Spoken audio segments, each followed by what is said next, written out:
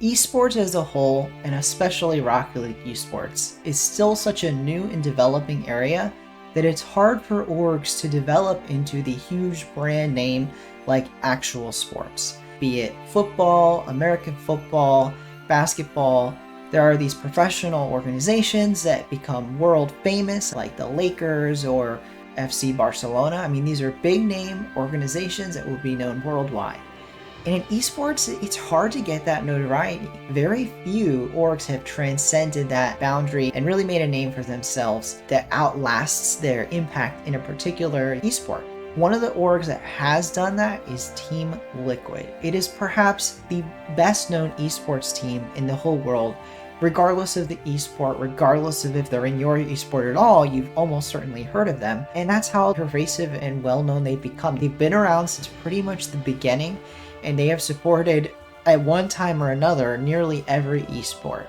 That includes Rocket League, but no longer, as of today, Team Liquid has officially announced they are departing Rocket League for at least the upcoming season. Not only did they leave, they left quite a long message. They really went into great detail as to not only why they're leaving, but what they hope will change for Rocket League such that they would return. And they don't mince words. In no small part, they were looking to acquire a top roster. When they didn't find a good team this offseason, they opted not to return to Rocket League. As the way they put it, Rocket League is boom or bust. You either make it to the top and get a top finish at majors and worlds, or you're pretty much a nobody. That said, they do believe there will be a path to return if they picked up a better team in a future off-season. They also are hopeful that Rocket League can change. Maybe the way in-game items work changes. Maybe in the future sponsorships will be stronger and there will be integrations between RLCS and team sponsors. There's a lot of options out there for the future, but not this season. They're out.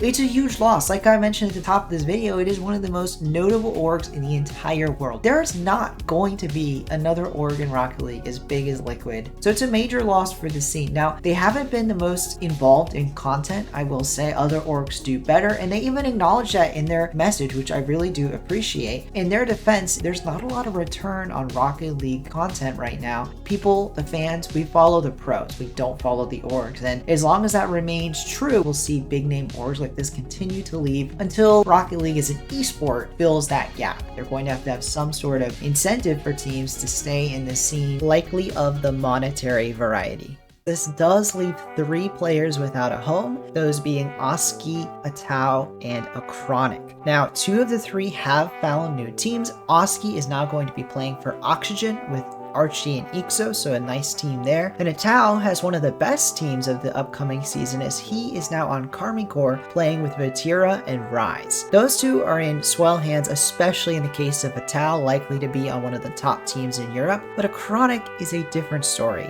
He does not have a team for the upcoming season. He tried to play with Liquid, they looked for a roster to play with him, and they couldn't find a top team. That means a Chronic was left out of this roster shuffle, and he has officially announced that he is sitting out the first split of the season and potentially the whole season. He seems to think he won't be able to find a team even in the middle of the season, and that is concerning. Not only that Liquid's gone, but that a Chronic doesn't have a team.